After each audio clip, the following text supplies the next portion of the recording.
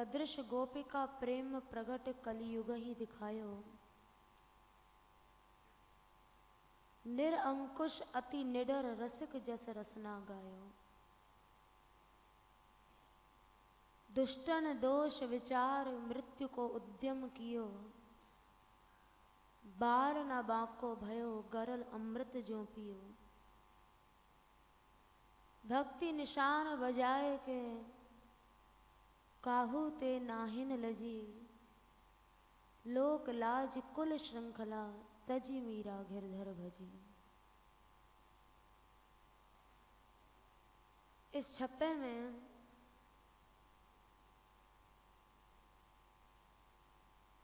निरअंकुश अति निडर रसिक जस रसना,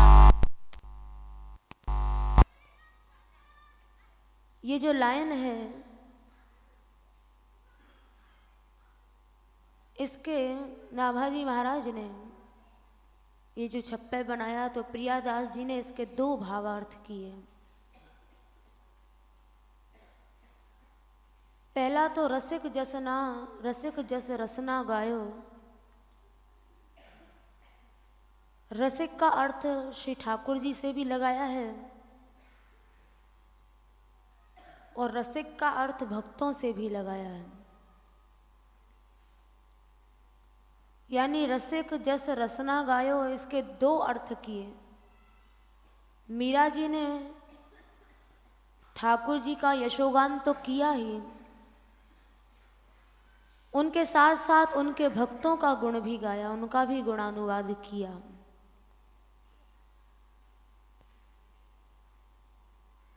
और ये बात उन्होंने ऐसे ही मन की कल्पना से ही नहीं कह दी, ये बात बिल्कुल यथार्थ है। मीरा जी ने अपने करीब करीब सब पदों में संतों की महिमा को गाया, भक्तों की महिमा को गाया।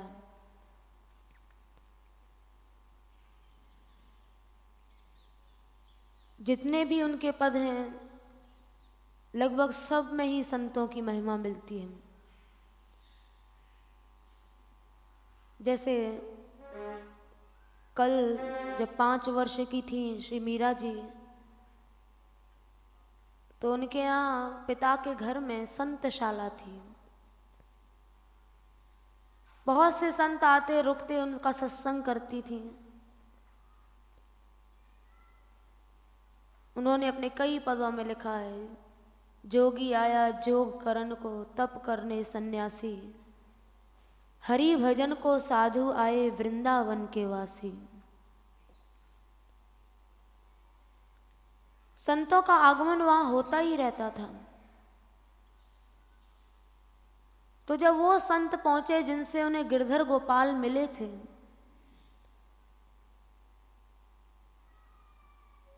गिरधर गोपाल का श्री विग्रह लेकर जब वो संत जाने लगे तो मीरा जी, जबकि उस समय छोटी सी बच्ची थी, उसी समय से उनको ऐसा संतों से प्रेम था। मीरा बाई बिन को संतन पिता जान उर लागे। पिता समझकर बड़ी भी हो गई तो भी एक छोटे से बच्चे की तरह संतों के हृदय से लग जाती, उनकी गोद में बैठ जाती। तो जब वो संत जाने लगे तो पैर में गिर पड़ी। पाए परूं मैं तेरी जोगी मत जा मत जा मत जा, ये पद गाया। अगर चंदन की चिता जला के अपने हाथ जला जा। मीरा के प्रभु गिरधर नागर ज्योति से ज्योति मिला जा। इसके अलावा उनके जितने भी पद हैं उन सब पदों में लगभग संतों की महिमा, ठाकुर जी की महिमा दोनों मिलते हैं। क्योंकि नाभाजी ने जो ये छप्पे में लिखा रसिक जस रसना गायो, इसके दो भावार्थ किए कि ठाकुर जी का यशोगान तो किया ही, गिरधर गोपाल के भक्तों की महिमा को भी उन्होंने अपने लगभग सभी पदों में गाया। जैसे उनका बड़ा एक प्रसिद्ध पद है, उस पद में भी उन्होंने संतों की महिमा को गाया।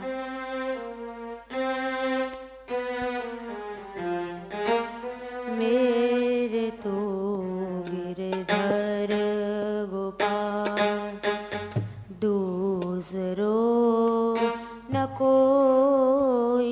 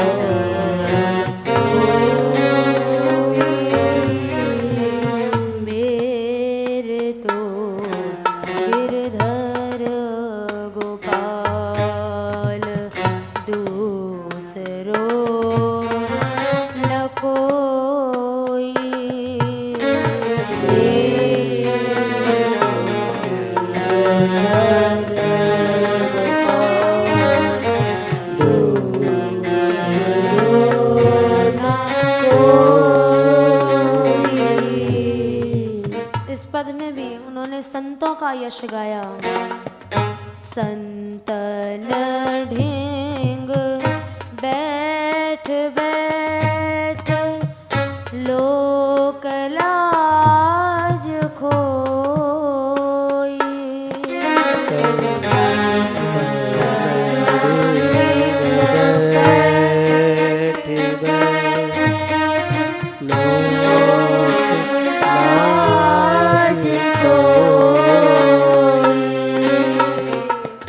संतन ढेंग बैठ बैठ लोक लाज खोई।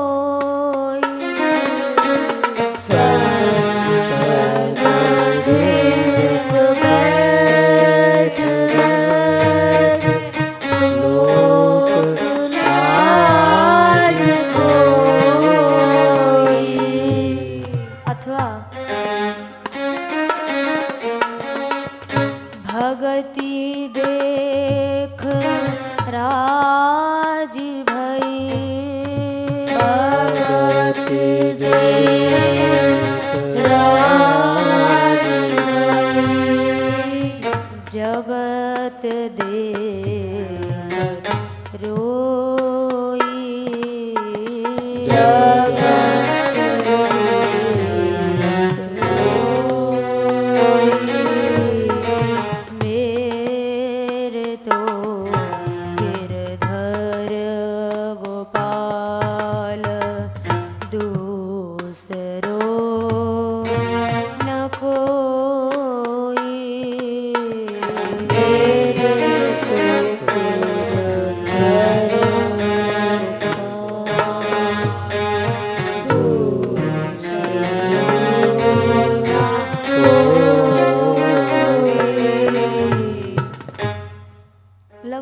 सभी पदों में मीरा जी के बारे में जो नाभाग जी ने कहा, रसिक जस रसना गायो, ये ऐसे ही नहीं कह दिया।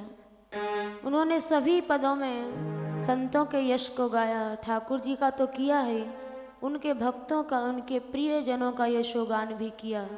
जैसे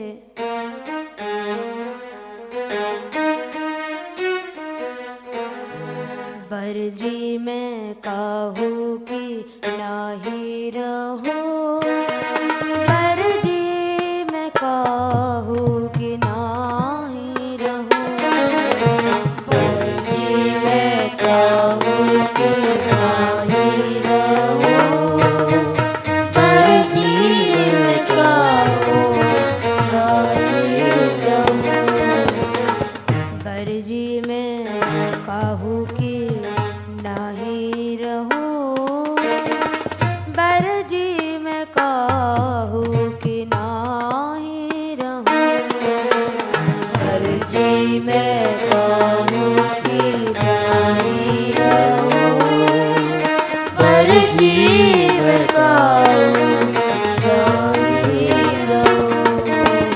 सुनो री सखी तुम चेतन वैके, सुनो री सखी चेतन वैके, सुनो री सखी तुम चेतन वैके, सुनो री सखी चेतन वैके, मन की बात कहूँ,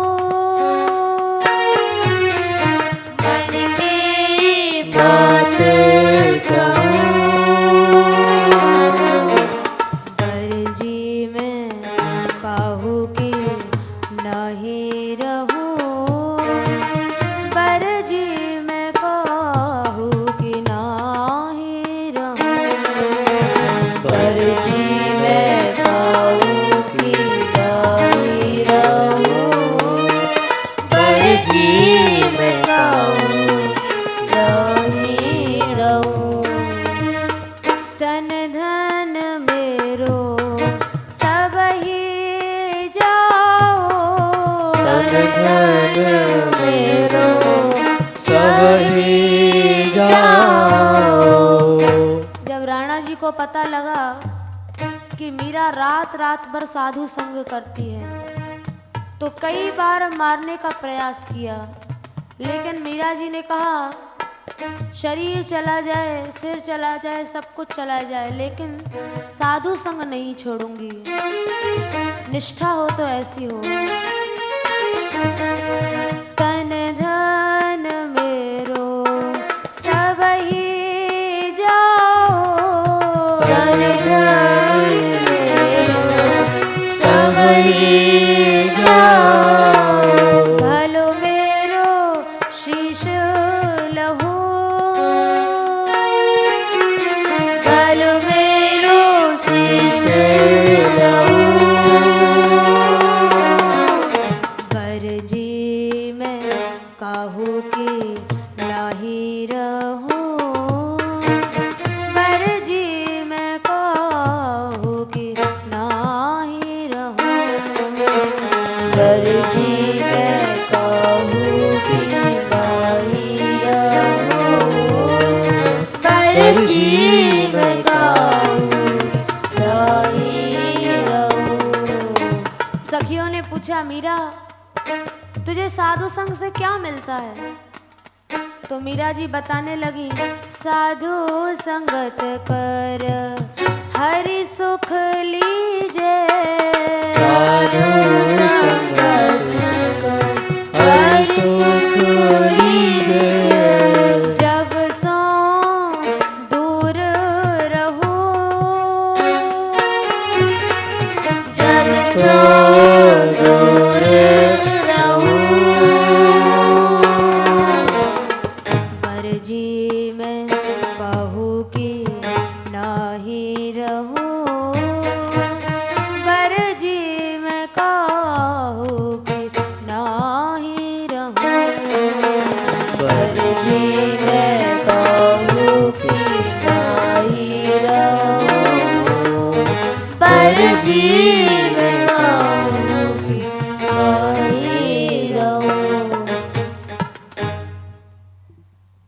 तो मीरा जी ने ऐसे अपने सभी पदों में, जो नाभा जी ने कहा रसिक जस रसना गायो, संतों के महिमा को गाया, और भी अनेकों पद हैं। बाला मैं बैरागन रहूंगी, इस पद में भी उन्होंने संतों की महिमा को गाया। 5 वर्ष की अवस्था में जब गिरधर गोपाल का श्री विग्रह उनको मिला तो उसे पाकर उनकी भक्ति और बढ़ गई। मीराबाई बड़ी हुई तो उनका पागलपन और बढ़ गया। माँ समझाती थी, पीहर में जब तक रही तो मीरा जी का अपनी माता के साथ कई बार संवाद हुआ। उनकी माँ जो थी श्री कुसुमबाई जी, वो उनको बहुत समझाया करती थी कि बेटी अब तू बड़ी हो गई है, रात बेरात घर से बाहर निकल जाती है, पागलों की तरह घूमती है, तू राजकुमारी है, तेरे लिए सब उचित नहीं है। लेकिन मीरा जी ने कभी किसी का शासन नहीं माना, निरंकुश अति निडर, कभी किसी का शासन नहीं माना। जबकि एक राजकुमारी रात के समय जंगल में घूमे तो एक बहुत बड़े अपवाद की बात बन जाती है। लेकिन उन्हें मान अपमान से, लोक मर्यादा से कोई परवाह ही नहीं थी, तभी तो अति निडर कहा। इन सब श्रृंखलाओं को तोड़ चुकी थी, जैसे गोपियों ने तोड़ा वैसे ही मीरा जी ने कलयुग में इन सब जंजीरों को तोड़कर दिखाया। तभी तो कहा सदृश गोपिका प्रेम प्रगट कलयुग ही दिखायो। द्वापर का जो गोपी प्रेम था वो मीरा जी ने कलयुग में साक्षात करके दिखाया। कई बार माँ ने समझाया लेकिन नहीं मानी। कई पद मिलते हैं उन्होंने, मीरा जी की आत्मकथा उनके पदों से मिलती है। कई पद हैं जिनमें मीरा जी ने अपनी आत्मकथा लिखी, क्योंकि विरहणी थी, सदा गाती रहती थी, ठाकुर को पुकारती रहती थी, रात रात भर जंगल में भाग जाती थी और ऐसी पागल हो गई थी, न रात का पता न दिन का पता। उन्होंने स्वयं अपने पद में लिखा है। जब माँ बार बार समझाती, माई कहे सुन धीमड़ी काहे गुण फूली। धीमड़ी कहते हैं जवान लड़की को। जब मीरा जी जवान हो गई तो उनकी माँ ने समझाया कि बेटी अब तू जवान हो गई है, रात रात भर जंगल में भागती है, ये सब ठीक नहीं है, इससे बदनामी होती है। लोग सोए सुख नींदड़ी तू रहणज भूली। रात जंगल में घूमने के लिए थोड़ा ही है, रात में तो देख सारा संसार सोता है, तू भी सो जाया कर, दिन में गिरधर लाल का भजन किया कर। तो जब माता ये सब समझाती तो कहती, तू मत बरजे माई री मैं साधा दर्शन को जाती। इस पद में भी उन्होंने साधुओं का यश गाया, क्योंकि मीरा जी ने शासन नहीं माना। लोग सोए सुख नींदड़ी तू रहणज भूली, जब उनकी माँ ने कहा तो कहती हैं गैली दुनिया बावड़ी जाको राम ना भावे। कि जो संसार सोता है तो पागल है, तो संसार बावड़ा है। अरे ये रात कोई सोने को थोड़ी ही मिली है, सारा जीवन मनुष्य सोकर ही निकाल देता है। रात सोने के लिए नहीं, रात में अपने गिरधर लाल का एकांतिक भजन होता है। ये तो कृष्ण का भजन करने के लिए रात मिली है। जो लोग सोते हैं वो पागल हैं, ये दुनिया पागल है, मुझे पागल कहती है, लेकिन जानती नहीं वो कि वो खुद पागल है। सारी रात सोकर बिताना ये उचित नहीं है। चौमासे की बावड़ी त्याको नीर ना भावे। आप जो मुझे लोग मर्यादा की जो श्रृंखलाएं हैं जिनको आप मुझे समझा रही हैं, हे माँ, ये सब लोक मर्यादा की जंजीरें तो बरसात का गंदा पानी है। चौमासे की बावड़ी त्याकु नीर ना भावे। हरि नाले अमृत झरे त्याकी आस करी जय। लोक मर्यादा की श्रृंखलाएं, जंजीरें, ये सब तो चौमासे का पानी है, गंदा पानी है। तो अमृत क्या है? हरि नाले अमृत झरे, त्याकी आस करीजे। अमृत है ठाकुर जी का गुणगान, कृष्ण स्मरण, कृष्ण गुणगान। कृष्ण गुणगान में, कृष्ण स्मरण में, इसी आशा में मनुष्य को जीना चाहिए। यदि कृष्ण भक्ति के बिना जीवन जा रहा है तो वो जीवन जीवन नहीं है, वो तो जीता हुआ भी मुर्दा है। जो गुसाई जी ने कहा, जीवत शव समान ते प्राणी, जिन हरि भगति हृदय नहीं हानि।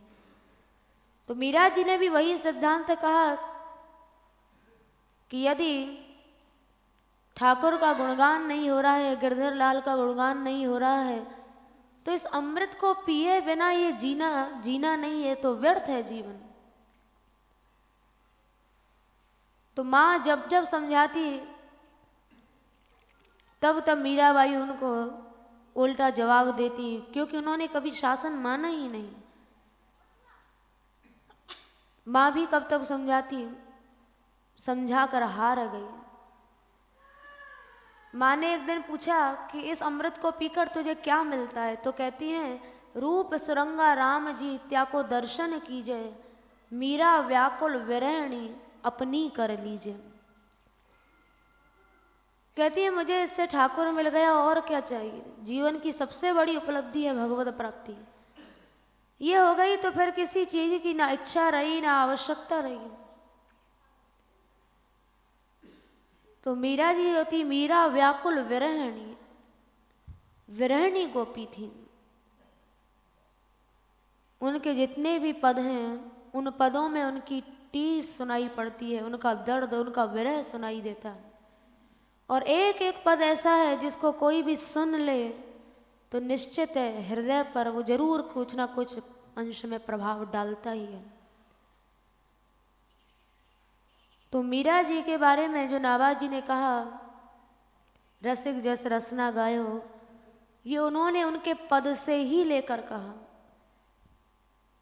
उन्होंने पहले अनुभव किया कि मीरा जी ने अपने पद में केवल दो ही व्यक्तियों के यशोगान किए, एक ठाकुर जी का और एक भक्तों का। तब फिर नाभाजी ने लिखा, रसिक जस रसना गायो। एक दिन जब लड़की जवान हो जाती है तो माँ बाप को चिंता होती है कि जवान लड़की है, अब इसका विवाह कर देना चाहिए। तो जब मीरा जी बड़ी हुई तो उनका जो पागलपन था, जो दीवानापन था, वो तो खत्म होने वाला ही नहीं था। जैसे बड़ी हुई तो वो दीवानापन और बढ़ गया। तो माँ बाप को चिंता हुई कि यदि ऐसे रात रात भर जंगल में भागेगी, साधु संतों के बीच में बैठेगी, तो इससे तो हमारी शान को बहुत बड़ा कलंक लगेगा, बदनामी होगी। तो रानी कुसुमबाई जी जो थी, उन्होंने मीरा की जो सखियां थीं, उन सखियों को कहा कि तुम मीरा को समझाती क्यों नहीं हो? तो सखियां बोली, हम क्या समझाएं, कई बार तो कह दिया, ये मानती नहीं।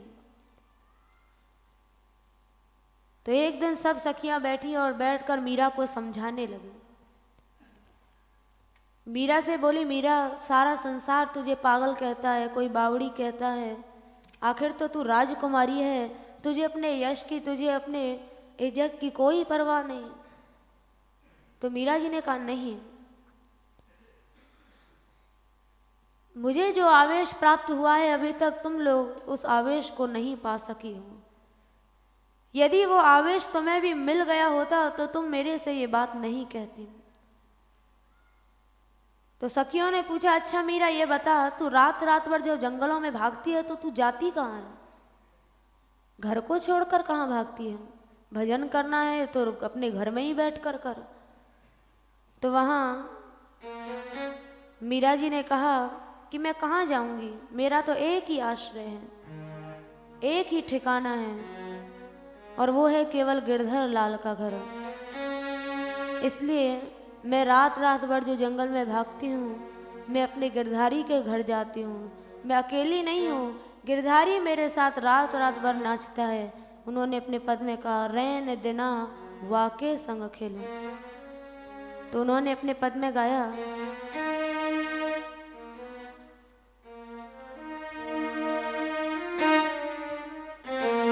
मैं तो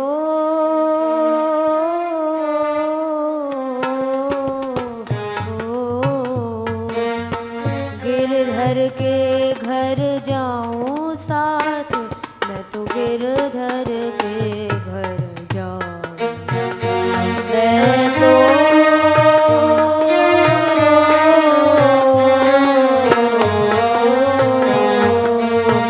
गिरधर के संग जाऊं साथ, मैं तो गिरधर के घर जाऊं, मैं तो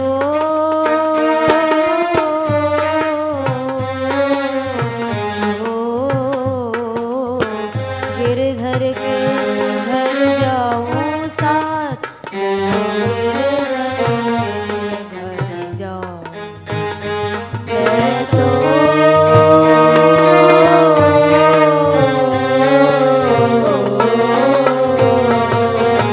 गिरधर के घर जाऊं साथ, मैं तो गिरधर के घर जाऊं, मैं तो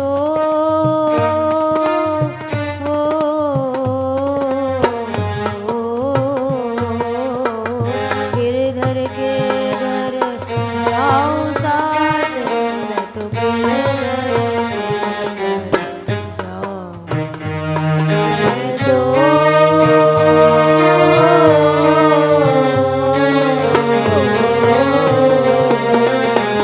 गिरधर के घर जाऊं साथ, मैं तो गिरधर के घर जाऊं।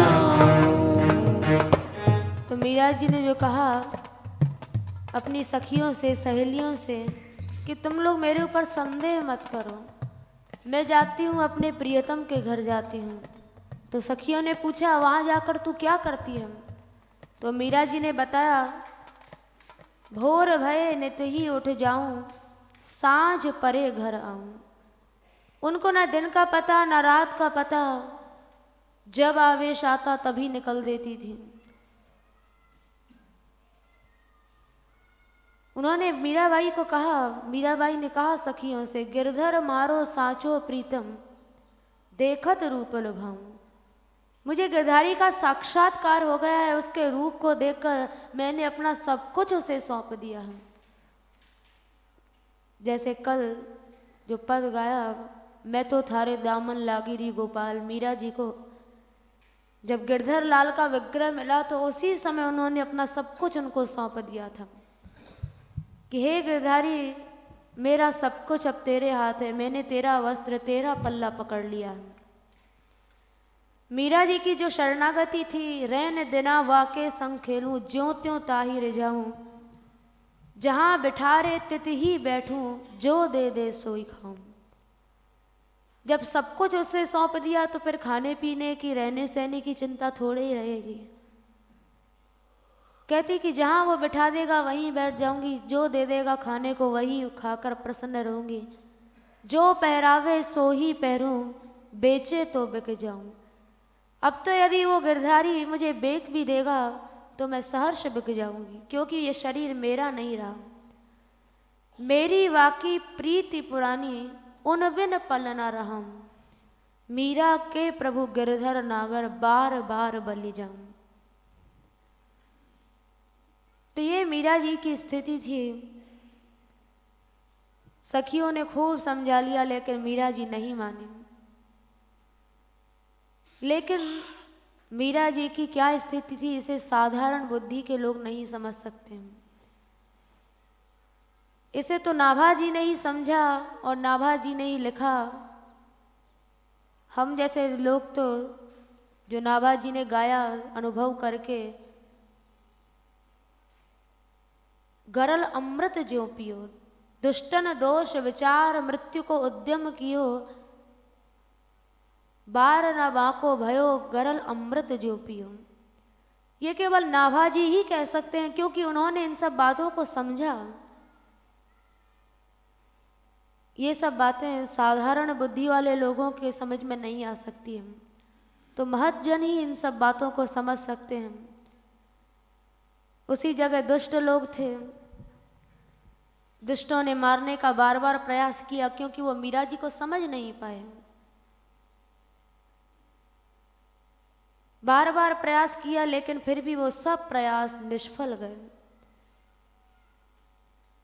हम जैसे मूर्ख लोग तो तर्क करेंगे कि हम जहर पीने के बाद भला कोई कैसे बच जाएगा, लेकिन नाभा जी ने कहा गरल अमृत जो पियो, जहर को अमृत के समान पी गई और वो जहर उनके लिए अमृत बन भी गया। एक पद में उन्होंने स्वयं लिखा है कि जब से मैंने जहर पिया, विष पिया, तब से मेरा रूप, मेरा सौंदर्य, मेरी कांति और बढ़ गई। मीरा जी की स्थिति हुई, महाप्रभु जी की स्थिति हुई। ये सब ऐसे विचित्र चरित्र हैं कि इनको सब लोग नहीं समझ सकते हैं,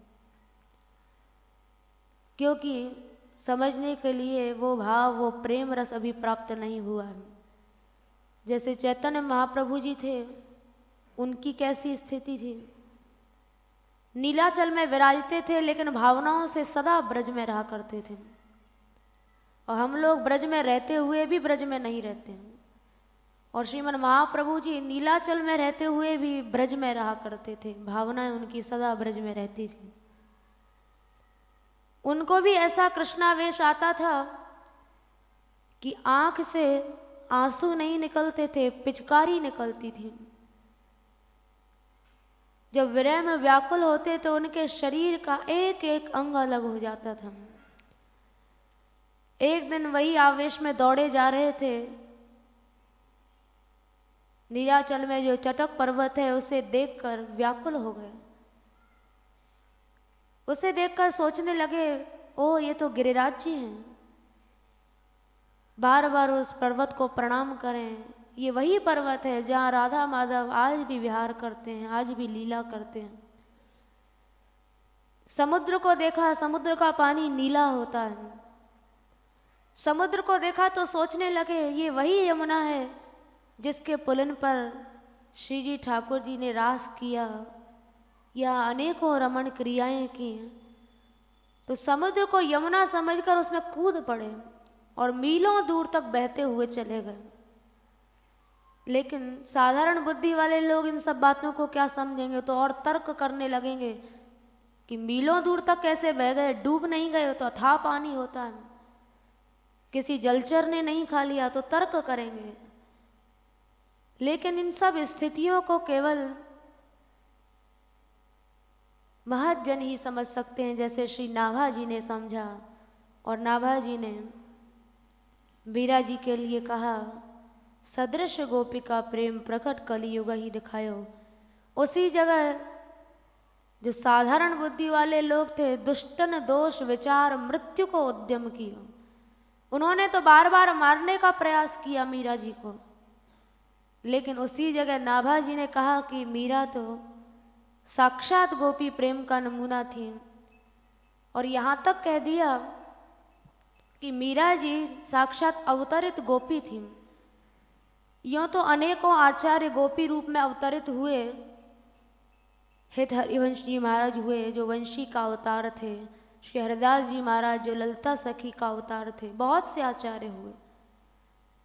लेकिन आचार्य रूप में आने के बाद फिर आचार्यत्व में ही रहना पड़ता है। फिर आचार्यत्व में तो बहुत सी श्रृंखलाएं आ जाती हैं, संप्रदाय है, अपना अपना अलग अलग धर्म है, वो सब भी मानना पड़ता है, बहुत से बंधन आ जाते हैं।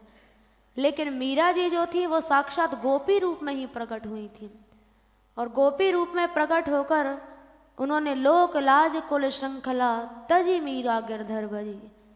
जितनी भी श्रृंखलाएं थीं, लोक लाज मर्यादा सब कुछ तोड़ दिया, और सब कुछ तोड़ कर तब तजी मीरा गिरधर भजी, तब उन्होंने गिरधर लाल की उपासना की, गिरधर लाल का भजन किया। तो जब मीरा जी बड़ी हुई तो उसके बाद माता पिता ने विवाह करने का विचार किया, लेकिन इसी चिंता में रहते थे कि अब बड़ी हो गई है, अभी भी इसका पागलपन दूर नहीं हो रहा है, विवाह करके जाएगी, कौन से वंश में जाएगी, कहाँ जाएगी, कहीं नाक तो नहीं कटाएगी। हालांकि कुसुमबाई भी भक्त थी, लेकिन वो अपने लोक लाज की मर्यादाओं को तोड़ नहीं पाई, वो रानी बनकर ही रहती थी। लेकिन मीरा रानी बनकर नहीं रही, तो जैसे गोपियाँ वन वन में घूमी, वन वन में उन्होंने कृष्णान्वेषण किया, वैसे ही मीरा जी भी ना दिन देखती ना रात, जब आवेश आता तभी गिरधर गोपाल का भजन करने के लिए दौड़ पड़ती थी। तो जब इनके विवाह की बात चली तो माँ बाप को बड़ी परेशानी हुई। माँ बाप बार बार समझाते थे, मीरा भजन करना है तो घर में कर, लेकिन मीरा ने किसी का शासन नहीं माना। बार बार समझाया तो भी नहीं माना। मीरा को माँ समझाती तो मीरा जी अपनी माँ को ही उल्टा समझाने लगती थी कि तू मत बरजे माई, मैं साधा दर्शन को जाती। माँ तू भी क्यों सोती है, मैं तो कहती हूँ कि तू भी रात में भजन कर। ये रात कोई सोने को थोड़ी ही मिली है। गैली दुनिया बावड़ी जाको राम ना भावे, ये दुनिया तो पागल है जो रात में सोती है, जो कृष्ण भजन छोड़ती है, इसलिए तू भी भजन कर। तो जब मीरा जी बड़ी हुई तो उनके विवाह में उनके माता पिता को बहुत परेशानी हुई। उन्होंने बहुत समझाया, लेकिन तो भी मीरा जी नहीं मानी, क्योंकि निरंकुश अति निडर, न किसी का शासन माना। शासन तब मानती जब किसी से भय होता, किसी से भय ही नहीं था तो फिर शासन किसका मानना था। तो आज की कथा यही समाप्त होती है, आगे का प्रसंग कल होगा।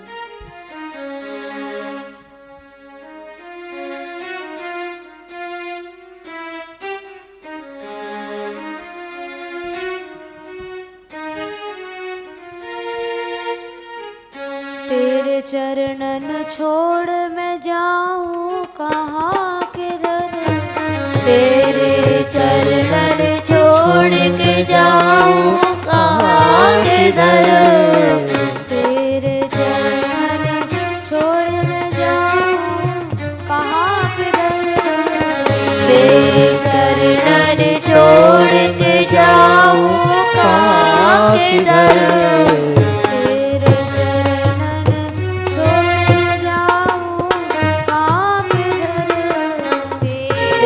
चरणन छोड़ के जाऊं कहाँ किधर, तू ही मेरी सर्वस्व, तू ही है जीवन, तू ही मेरी सर्वस्व, तू ही है जीवन, तू ही मेरी सर्वस्व, तू ही है जीवन, तू ही मेरी सर्वस्व, तू ही है जीवन, तेरे चरण में छोड़ जाऊं कहाँ किधर, तेरे चरणन छोड़ जाऊं कहाँ किधर, तेरे चरण छोड़ मैं जाऊं कहाँ किधर, तेरे चरणन छोड़ के जाऊं कहाँ किधर, तू ही